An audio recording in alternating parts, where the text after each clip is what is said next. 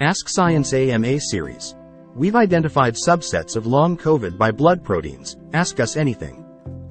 We are scientists from Emory U, McWoodruff, and Wellesley College, Keskobo, investigating the immunology and physiology of long COVID, also called Post-Acute Sequelae of COVID-19, or PASC.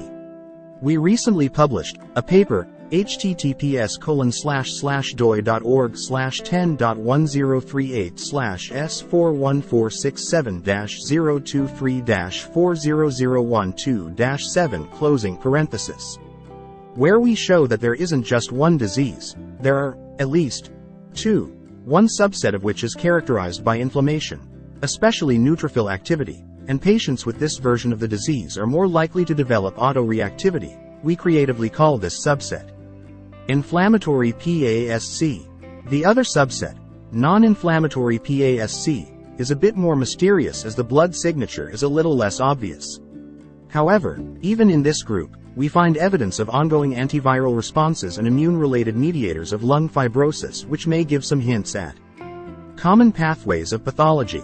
Matt, https://scholar.google.com/citations?view_op=list_works and HL=N and HL=N and user=DHLFYAAJ is an assistant professor at Emory University in Atlanta, Georgia.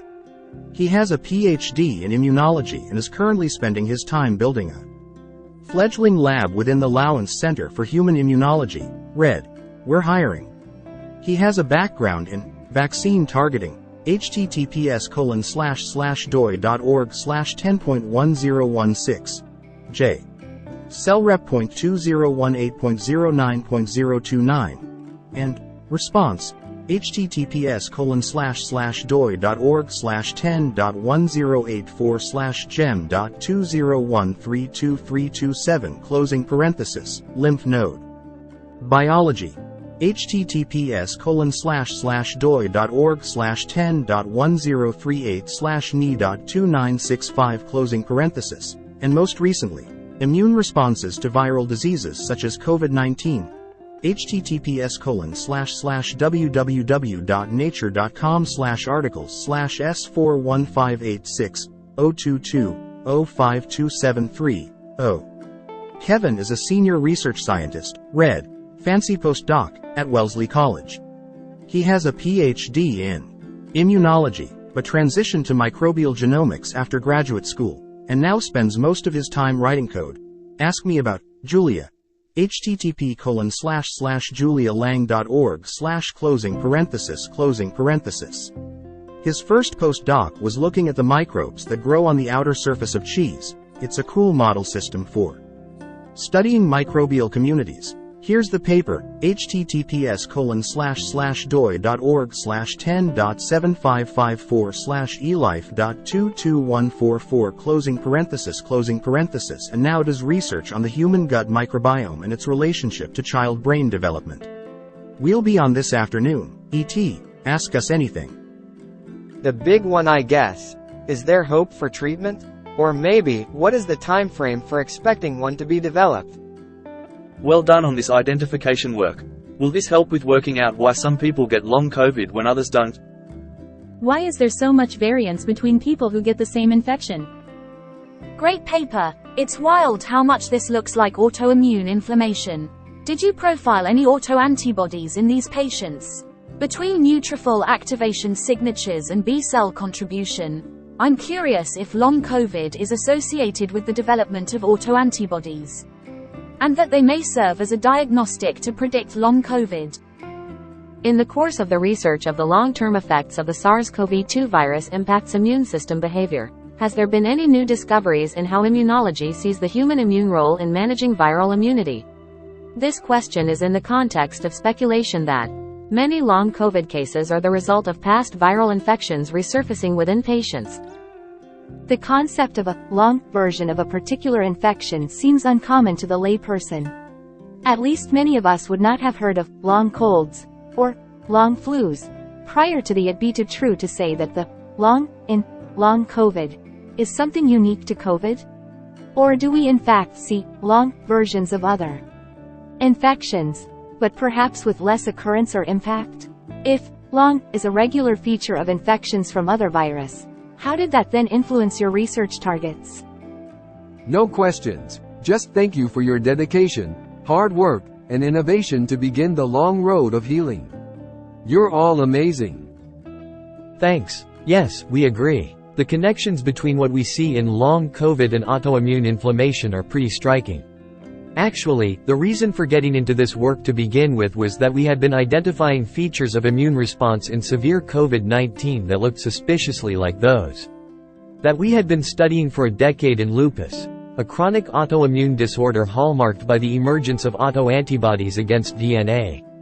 A summary of some of that previous work can be found and answer your question. Yes, we did test for autoantibodies in these patients, and we presented at least some of those results in Figure 5.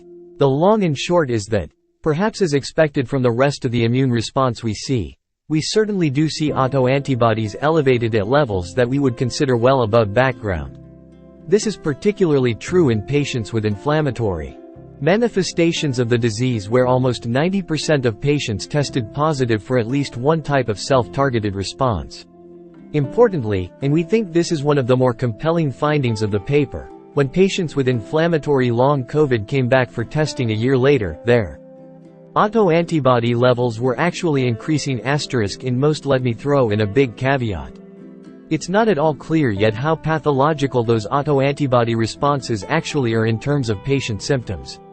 They could be really important, but they also could be a bystander effect of keeping an immune response on 11 for a year and not actually all that problematic if you could resolve the underlying problem. Either way, we think it's really important to keep monitoring to see if any of this turns into a true chronic autoimmune condition. In some terms of diagnostics, we think that there is some potential interest there, but we were excited to see that some of the more stable blood markers, like epiregulin, ERIG, were much more consistent patient to patient, so we have a few more eggs in that basket at the moment. Are there any plans to apply these findings to non-COVID originated ME, CFS patients to see if they share these biomarkers with one or both groups? Not directly, though there are some intriguing signals that could be worth follow-up. The etiology of chronic diseases in general, from Alzheimer's to cancer to autoimmunity, is incredibly hard to study, since it's typically impractical to follow lots and lots of people for a long time to wait for the handful that develop. A particular of the reasons that this study was possible is because we basically had a planet full of naive individuals, almost all of whom got infected at the same time, within a couple of years, most of whom were positively tested for this specific thing, and a substantial fraction of whom developed these symptoms with no other shared cause. This is pretty unprecedented. Yes, there has been a lot of development in understanding antiviral responses, in general, since the beginning of the pandemic. One big focus of our groups has been the aggressive activation of a self-reactivity-prone antibody production cascade in the case of severe illness. Some previous work. A huge open question is how, when, and if those responses fully recede in all patients, and if long COVID could be an example of some of those systems not fully turning. Speculation is shared by a number of immunologists that have wondered if long COVID could be an indication of a previous antiviral response which either has not resolved, or actually failed to clear the pathogen, think Epstein-Barr virus, which is now re-emerging. I think those questions are completely reasonable and testable, but are not my favorite explanation for long. My favorite model revolves around viral reservoirs of SARS-CoV-2 which establish themselves in a potentially large subset of patients. This has been hinted at for years, with early published literature finding viral genomic material in the stool of an ongoing antibody development months after supposed recovery, and continues to be supported by new emerging studies. My best speculation is that what we are seeing is an ongoing immune response to a smoldering infection in a subset of patients, and that with the vast diversity of human immune function in potential tissue sites and magnitudes of viral reservoirs in the broader patient populations, we get different manifestations of the disease patient to patient. Yes, this is something that we're actively seeking funds for, and it comes up almost every time we present this work, so there's clearly a lot of thing to keep in mind is that with ME, CFS, we almost never know exactly what the trigger was, when. The thing that's so extraordinary about long COVID is that we have much better records for a much larger number of people. I am hopeful that this can give us a handle on other similar post-viral syndromes that can begin to pry that scientific problem open a bit wider. Yeah, this is a huge question that we have been grappling with from the beginning of the pandemic. My best non-grant length answer is that people's immune systems are highly variable and dependent on many critical factors that we can identify: age, genetic ancestry, and many that are much harder to pin down: environmental factors, infectious life history, epigenetics, pre-existing autoantibodies. It is known, for example, that individuals over the age of 70 will have a much harder time mounting an antibody response against the same set of foreign proteins that a 12-year-old will easily get past in a week. In general, there is a huge amount of immune variability to account for in all of this, which is why inclusion of diverse groups in things like vaccine or drug trials is so critical. We've asked some of the same questions. We've pushed pretty aggressively for the inclusion of a few different classes of immunomodulators in clinical trials, like the Recover Initiative, and we'll just have to see if they listen.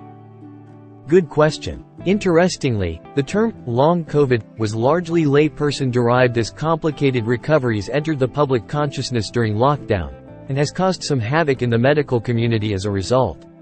There was a push to change the terminology, PASC, in our paper, for example, to be a little more medically descriptive, but that has received some pushback from vocal advocacy groups for reasons that I can also answer your question. This is not the first time people have observed drawn-out and complicated viral recoveries, and certainly not the first time that severe infection has been linked to lingering disease.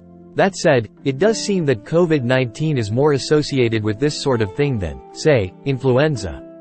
That opens up the question as to why. What is SARS-CoV-2 doing routinely that influenza is not? I can't honestly say I have an answer, except that I continue to like the reservoir hypothesis. It could well be that COVID-19 feet lingers, because the virus itself has more of a tendency to stick around and smolder.